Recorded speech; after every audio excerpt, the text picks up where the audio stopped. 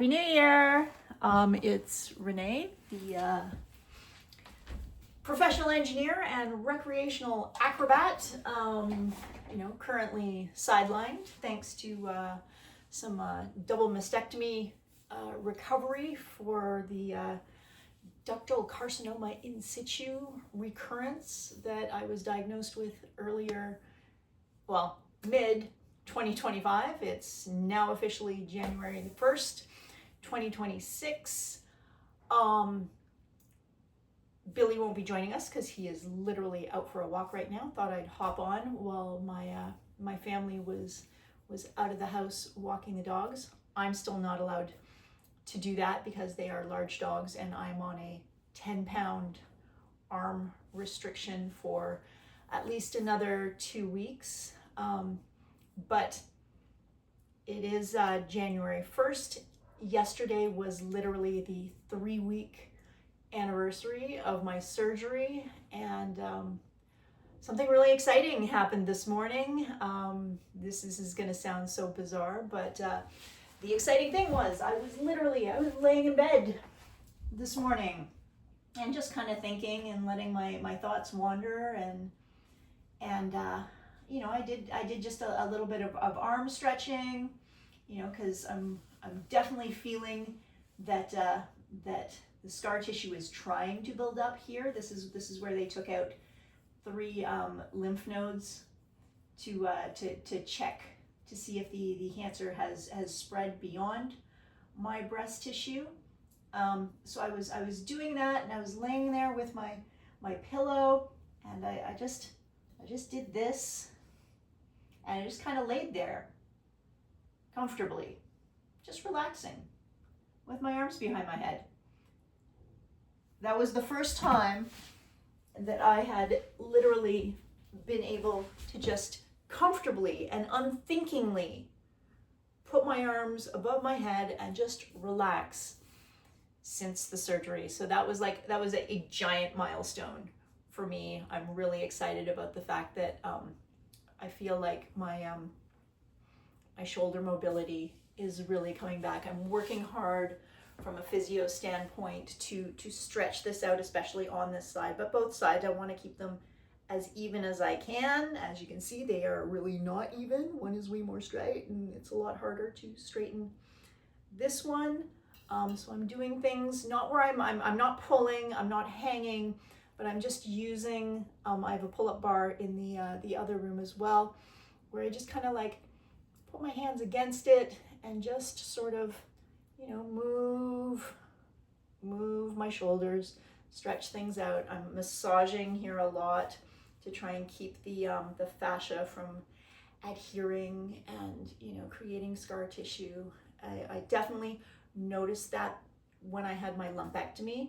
I could feel things kind of tightening up where the actual surgery had happened, and I found some online advice from I think from a hospital in Alberta. Don't remember exactly, but it talked about the importance of massaging, the area. And until that point, nobody had actually suggested massaging. It wasn't something that my cancer team, my care team had, my doctors had recommended or anything. So I found it online, and I started doing that. I started just kind of working the, not where the incision was. That's certainly still the key thing.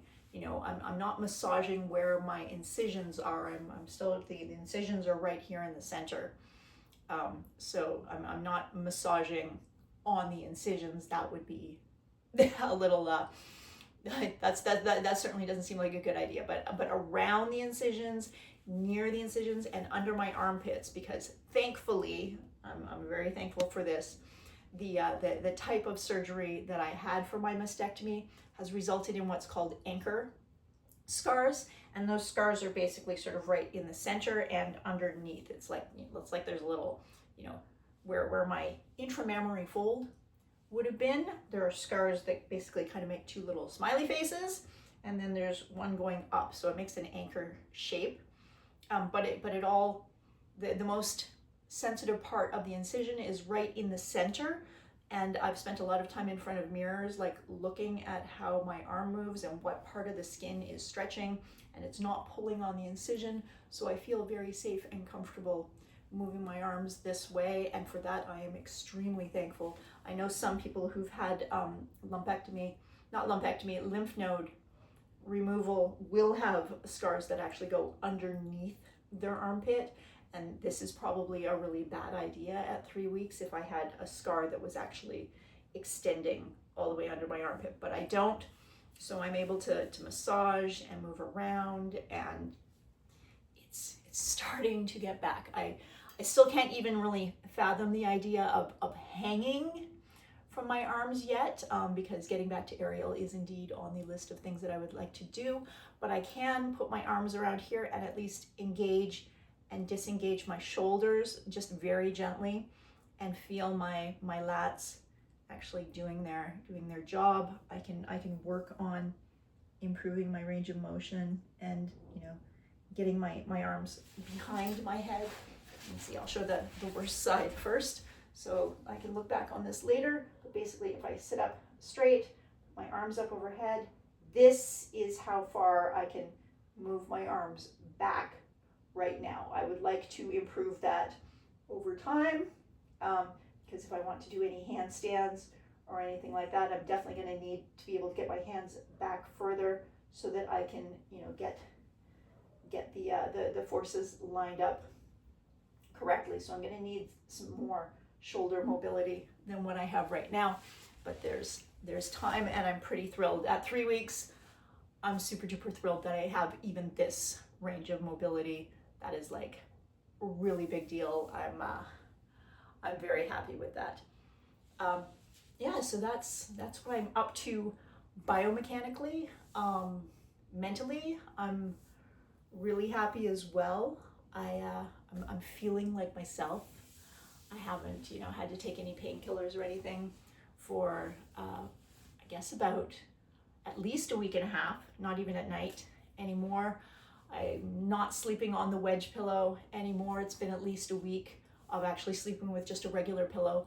I still have to be very careful at night if I'm sleeping on my side or trying to sleep on my side, or it's mostly just kind of on my back and then just kind of gently, you know, kind of going over a little bit, sort of, you know, just making sure that things are supported, because it doesn't feel good to lay directly on top of where the incisions are. And I still have the spots where the drains had come out is still sensitive. Like, I mean, I can touch that and I can massage that area now. The kind of the punch holes are healing really well, but it still, you know, it recognizes that something went on there. Plus, you know, there's the lymph node areas that's still pretty sensitive. But yeah, so just I'm looking forward to 2026. I won't find out for another week if I am going to need chemo or estrogen inhibiting medication long term. I should be finding that out in the next upcoming weeks, or at least, you know, find out what the next steps are. Who knows? Maybe this is the last step. I don't know yet. But what I do know is that I'm pretty sure I'm done for surgeries, or at least I should be done for surgeries, and that is such an exciting thing. Right now I'm going to focus on the positive aspects, that the hardest surgery is certainly done and over with. They can't take any more of my breasts off. They're all gone now, and they appear to be healing well, and I'm really, really happy about that. You know, as happy as a person can be about the fact that I literally have lost a body part that I was rather fond of. That's a whole other thing that I'm not going to get into, but right now, mentally, I'm doing well. You know, it's January 1st, so tomorrow's Friday. You know, so I'm going to do just a little bit of work, but mostly take it easy and get back to work on Monday, which is, you know, kind of perfect timing, because I'll be coming up on 4 weeks Monday. I see the doctor on the Tuesday, and hopefully get some more news on what is happening. So right now I'm going to kick off January like so many people around the globe. I'm going to kick off the first day of 2026, you know, getting back into my workout routine. I mean, you know, which is really exciting for me because, you know, this isn't a new workout routine for me. I've had a consistent workout routine for many years now, but obviously for the last 3 weeks that has been completely borked. So I'm really excited for it to be January the 1st. I'm going to, you know, start stretching, and the fact that I can start stretching more in a way that is kind of normal to me, doing more core, more leg workouts, you know, more intentionally.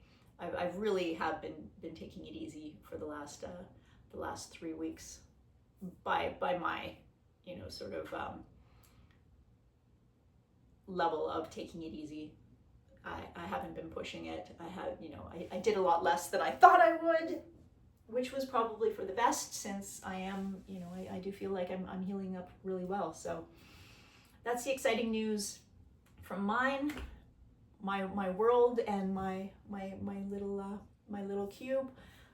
Me and the cube are going to spend some time moving around now, working on getting that shoulder mobility of mine back, so that hopefully at the beginning of February I will be able to get back to actual aerial training. I'm, you know, looking forward to the day when I can actually literally hang from my arms again. That's gonna be a really big deal for me, because I can't start truly rebuilding my upper body strength back up until I can do that. So this month is just all about rebuilding my flexibility, rebuilding my leg strength, just rebuilding my habits, and just getting back to what feels like a more normal life for me. So I hope that your new year is also getting off to a good start. And if it's not, well, we've got a whole year to change things up, and, you know, just take it one day at a time. You know, it's not like January 1st is officially any different than any other day of the year. I know I sound like a Pollyanna. That's just the way I'm built. Apparently I can't help myself.